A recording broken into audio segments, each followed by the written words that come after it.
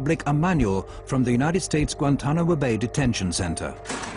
A military manual leaked on the internet is revealing details of the way terror suspects are being treated at the U.S. naval base at Guantanamo Bay in Cuba. It tells of the use of solitary confinement and humiliation to break down the detainees mentally. Human rights groups have for years been asking the U.S. administration for access to this manual. If you censor important material of this type, we're not just going to criticize you. We're going to take the material that you tried to censor and we're going to spray it all over the world. And we're going to stick it in our archives in a way that's never going to disappear and encourage everyone to get copies of it. Wikileaks' battle against censorship knows no geographical frontiers. The next step is to publish an internal report commissioned by the multinational trading company Trafigura, who are alleged to have dumped toxic waste in the Ivory Coast that caused tens of thousands of people to seek medical care. The Guardian newspaper was going to produce a big story on this, and as a result, they were gagged. The company obtained a secret order in court to gag all the press in the UK from reporting anything related to the content of that report and the fact that they had been gagged.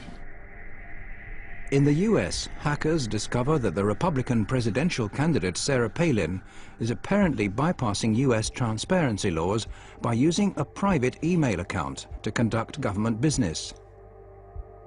Wikileaks publishes her messages.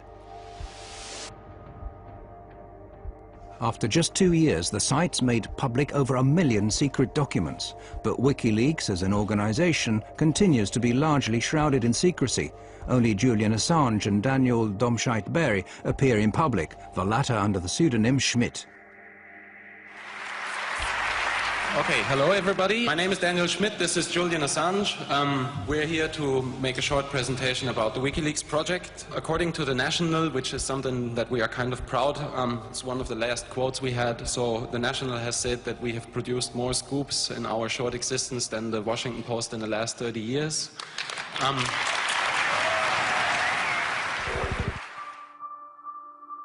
Their publication activities soon lead to counterattacks. When Wikileaks release lists of censored websites, internet service providers in a number of countries, including Thailand, China and Iran, shut them down.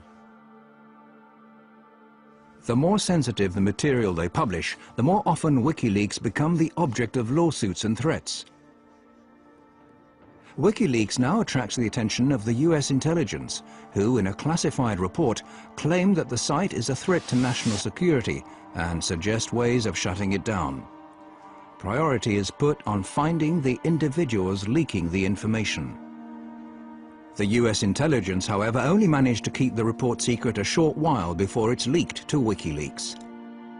It now becomes obvious that Wikileaks need to find more and safer havens from which they can publish their information. A sequence of events now starts on an island in the middle of the North Atlantic, which, while it leads to more censorship efforts, will also create new opportunities for Wikileaks.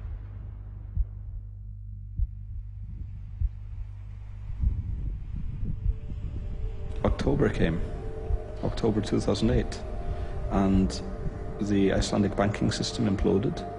It lost 17/18 of its mass over the course of about a week or two. It was essentially one bank per week went bankrupt. Wikileaks obtained material that show how Iceland's catastrophic bank collapses were partly due to cronyism or favoritism, carelessness and secretiveness. When this highly detailed document is put out on the net, the bank launches a counterattack. Well, the first time